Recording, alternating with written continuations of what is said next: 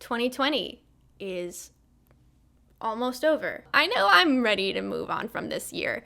Today, I'm going to talk about my experience as a freelancer in 2020. If you have no idea who I am, my name is Bad Snacks. I am an artist, producer, beat maker. I am a violinist. I'm an educator.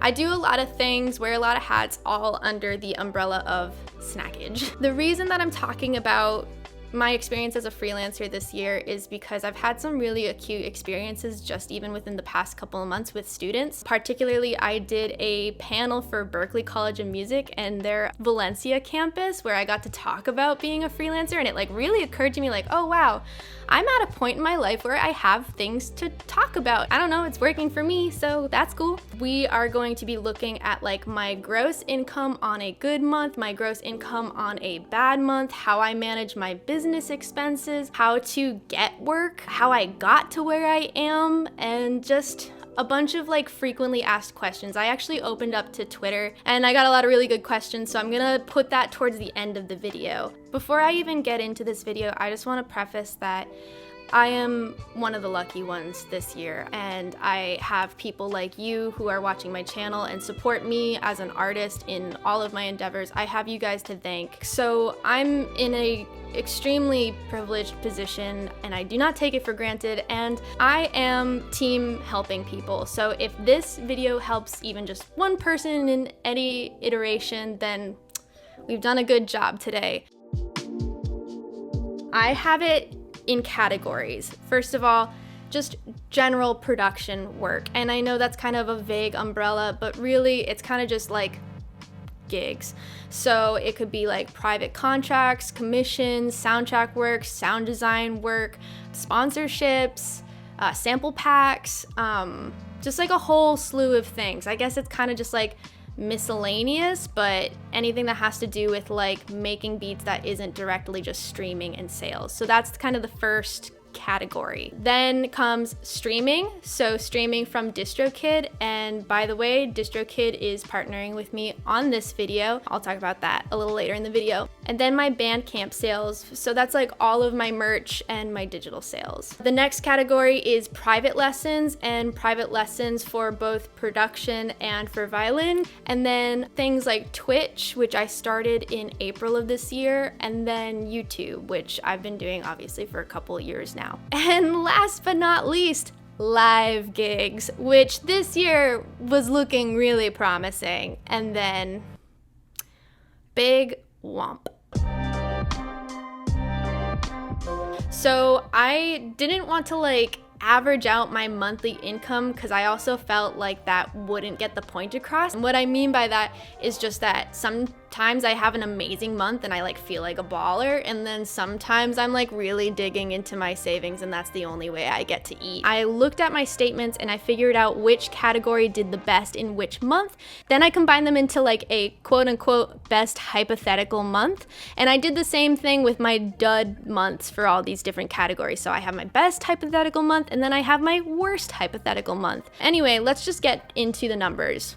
It's no surprise that my general production work, which covers all types of gigs, it did the best, and that's at $5,295, and that was in August, so that was a good month for me.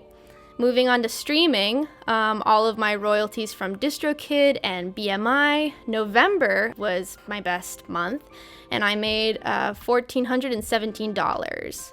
Then going on to Bandcamp sales, in May I made $2,321, and that makes sense that that was my best month because Neat Tape 2 had just come out and I had just launched a bunch of t-shirts, so checks out.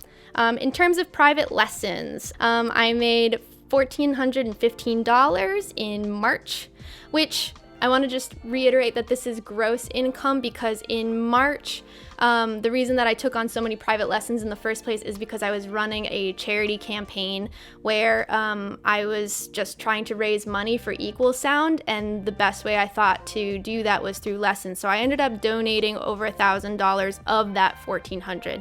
But the potential to make $1,400 is there through teaching. So that's what we're gonna focus on. Moving on to Twitch, November was my best month in terms of Twitch, and that was $408. And then YouTube, my best month, and I don't know why this was my best month, but it was $562, so awesome.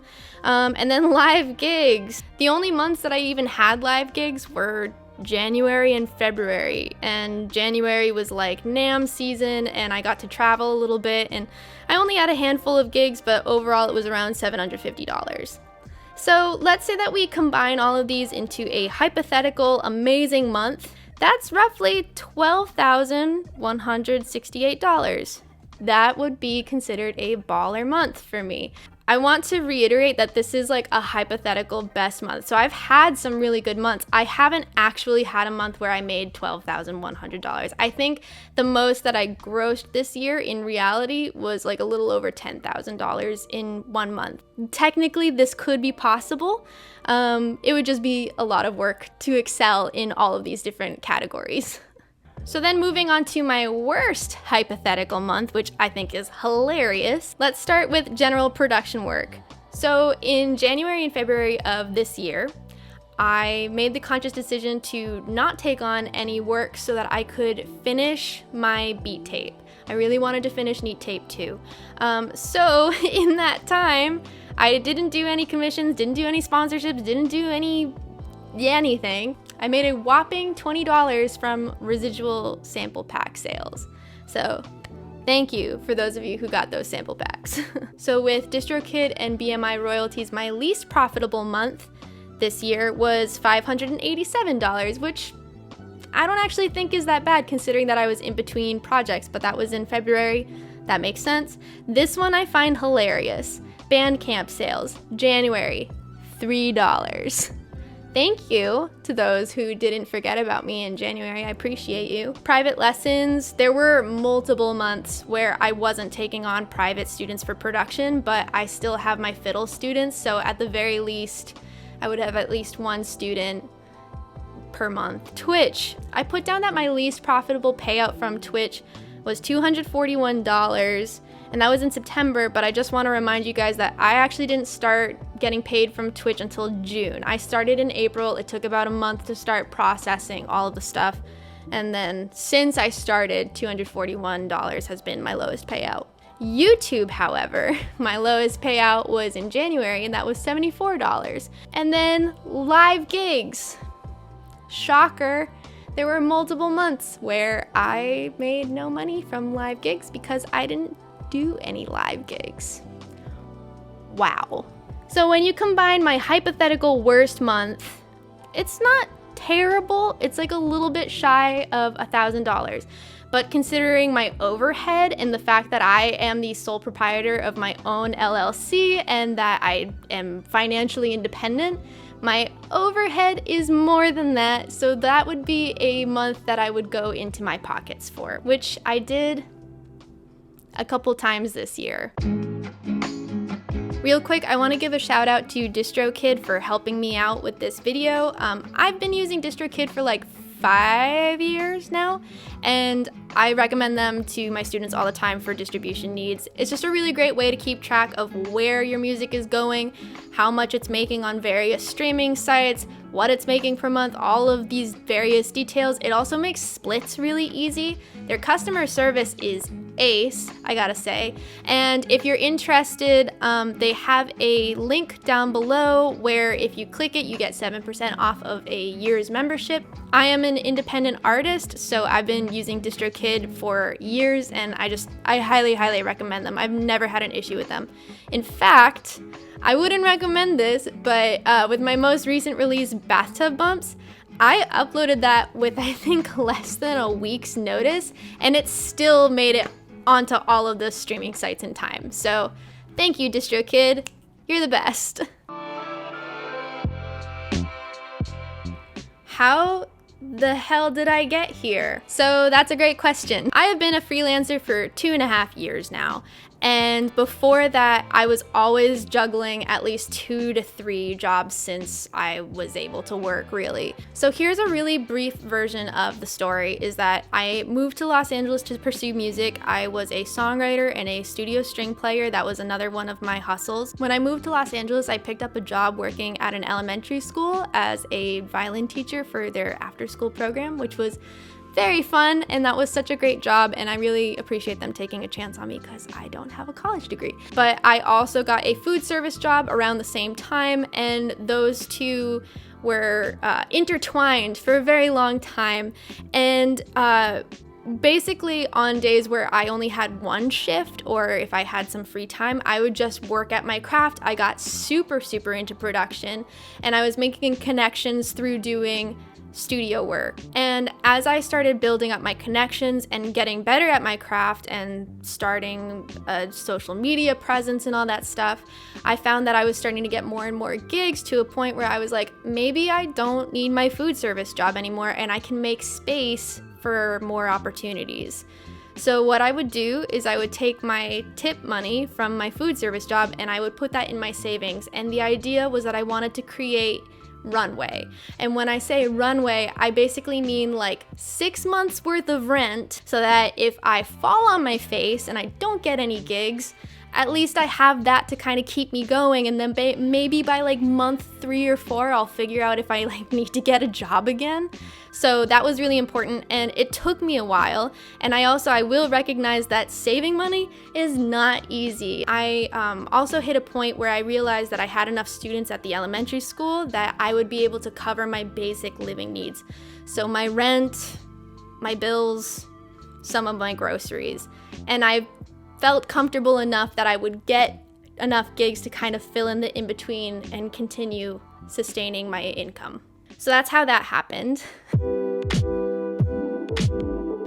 So, Bad Snacks, how do I get work? How do I get work as a freelancer? That's a great question, because that is so personalized to you. So the best that I can tell you is how I did it, and it might not be for everyone. So it's not a surprise that I am a very social media derivative artist, for better or for worse. What I mean by that is that I developed a social media following in order to develop clients. I don't even really want to call them clients. It's more like collaborators, professional collaborators, not like, do you want to collab, bro? So the way that I did this was by starting a YouTube channel. I also just want to bring it to your guys' attention that like a lot of people are like, oh, Bad Snacks, you had this like overnight success. Like, wow, you were able to like figure out how to make beats and make a living off of making beats in like a couple of years. That's crazy. But the reality is that I had a whole career before this. This is not my first rodeo, so to speak. I had a whole career as a gigging songwriter and a string player, and even for those of you who have like followed this channel from the very get-go, y'all know that Bad Snacks was not the original name of this channel. It was something different. Like, I've gone through a lot of iterations and a lot of editing, which brings me to my next point, the power of editing. So I tell a lot of my students that social media is very much like a resume. If you're trying to get work, if you're trying to show people what you're about, you really want to edit yourself and like put your best foot forward and like let people know what you're about in those first couple of posts on your page. So don't be afraid to archive the old stuff. Try not to put like potato quality photos of dogs that like aren't even yours on your page. Just clean it up. If somebody really wants to check out your stuff, you should make it really easy for them to know what you're about, like instantly. The other thing I want to talk about is niche building, and this is something that they really emphasize at Berkeley. And when I did the freelance panel, I talked to a lot of students one-on-one, and it seemed like this message was like really just kind of beat into their heads a little bit of like, you gotta know what makes you you. You gotta know what you bring to the table. And I totally agree with that. But I also think that above all, the quality of what you do should be just as important. So niche building, this takes time and experimentation. And like I said, like this Bad Snacks chapter of my life, this is like not my first career that I've pursued in music. It took me a while to realize that I really loved sound design, and I loved making beats from the perspective of a violinist.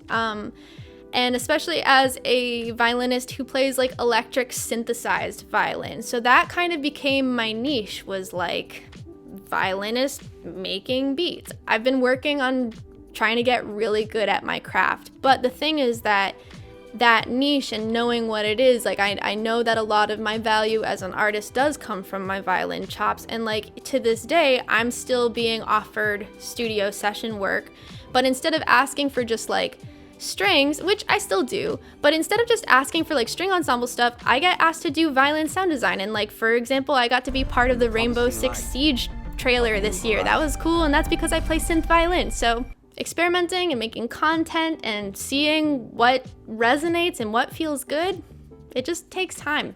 And then, I don't know, make a career out of it if you like it enough. Benefits of an LLC. So like I said, I am the sole proprietor of my own LLC. It really does help to have a completely separate entity to do all of your finances under. When doing taxes, there's a different way to file those taxes than my personal income taxes. And then also, the really nice thing is being able to write things off. My apartment's probably the biggest part of my monthly overhead. I live in a 530 square foot studio apartment, literal studio apartment. And just because I know you guys are gonna ask, I am currently located in Portland, Oregon, and for this space, I pay about $1,300. It's mostly because my dog can't pay his own rent. But anyway, this is technically the most expensive place I've ever lived, and I justify that monthly expense because I work from home. This is where I work. So that's a huge part of it. But you know, also like my internet bill, my electricity bills, my travel expenses, basically everything I do, I document because it really helps to write those off during tax season. Like those are things you want to keep track of. I am not a tax wizard. I promised some folks on Twitter I would talk about it a little bit, but honestly, like I use TurboTax, and then I make a lot of phone calls being like, what is this?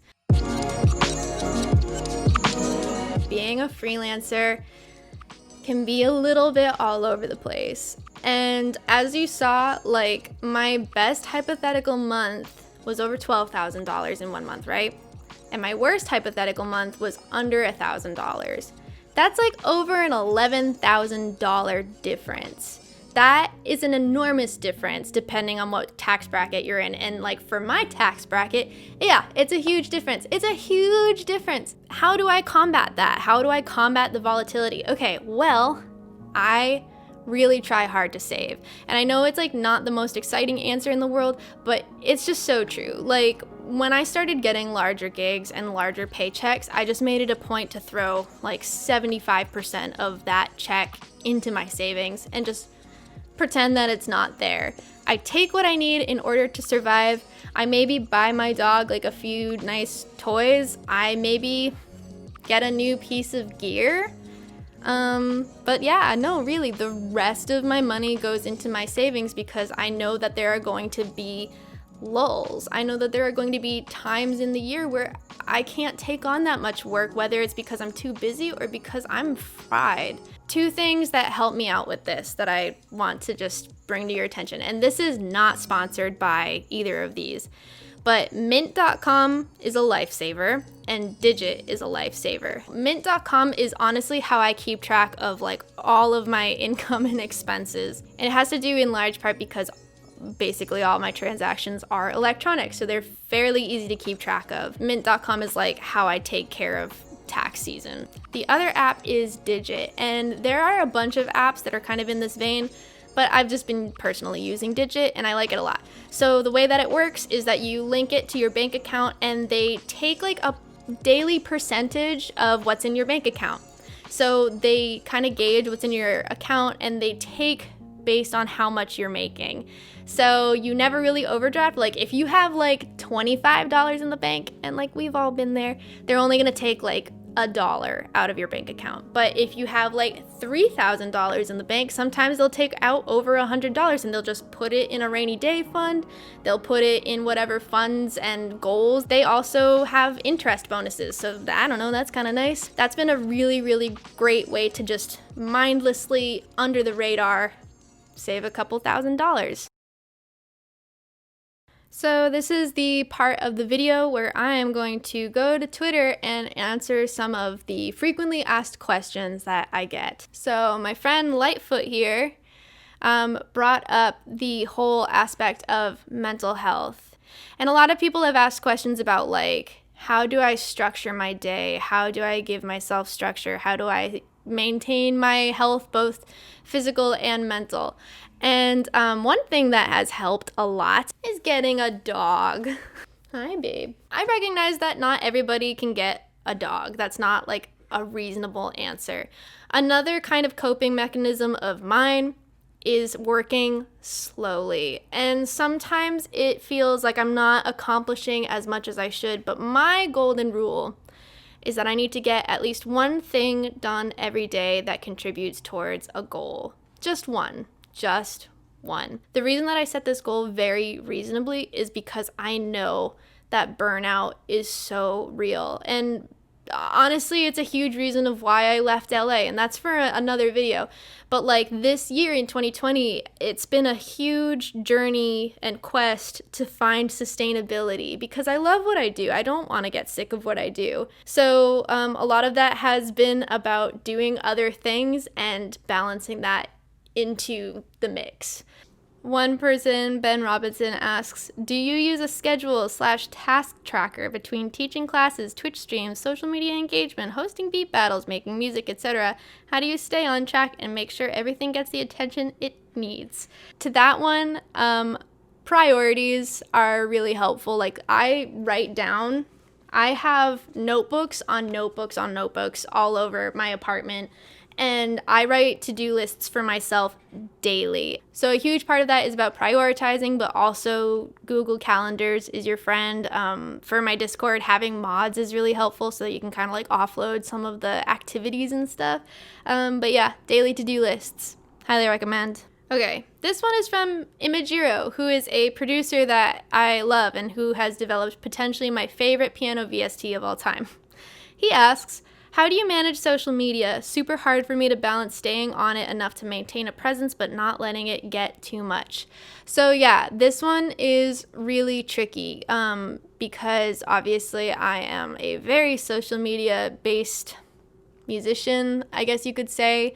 And like I said earlier, it has a lot of pros and a lot of cons because it can be kind of overwhelming. But I think the most important thing about social media is that it's a platform of communication and it's a way to communicate with your audience. And when you post things that are engaging, and I'm not talking about the like, oh my god, what's your favorite color kind of engagement, but just follow your own pace, find organic ways to interact. Like, what do you really want to be communicating to your audience? I think that's something that maybe you should ask yourself. Also, everybody should get that piano VST. So Gregory Baxter asks, what things do you wish you knew before becoming a freelancer? The first things that come to mind are how to say no. There's a really damaging thing that happens when you say yes to every single project and you're not selective about the things that you work on. Excuse you. And negotiating. Negotiating is really hard, and I think it's also especially hard for women in this industry. I think also, this is gonna sound really sad, but how isolating it can be. I mean, I really love what I do, and so much so that I have given up a lot for it. And that includes relationships and friendships and living far away from my family and just the whole list of things. And it continues to be that way of like, you know, my job is all encompassing and oh, baby knows I'm a little sad. The thing about working freelance, one thing that I was really not ready for is the fact that there is no clocking out. That part can be really, really wearing. Yeah, I mean, it takes so much dedication, and I think I just had no idea. I just had no idea how much it was going to take. I've said this so many times in this video, but I really am so grateful to do what I do. Like, I love making music more than anything, and the fact that I get to do that for a living is nothing short of a miracle for me. So for me, it's worth it, but nobody ever like told me like, hey, so, ugh. I hope that this was insightful for anybody, or that this is helpful. I wish I had more concrete, vague answers that could work for a bunch of people, but at the end of the day, the only thing that I know that works is what works for me. If you feel like supporting me as an artist, if you like my music and that's how you show your support, I did just put out a new beat tape called Bathtub Bumps in November. It's Pay What You Want on Bandcamp. And yeah, I'm running this operation by myself, and I wouldn't be able to do it without you guys. So I am sending all of my good vibes to you guys, and for this coming year, like, let's just all hope that 2021 is any percentage better than this past year has been. What's over there? Look, it's the internet.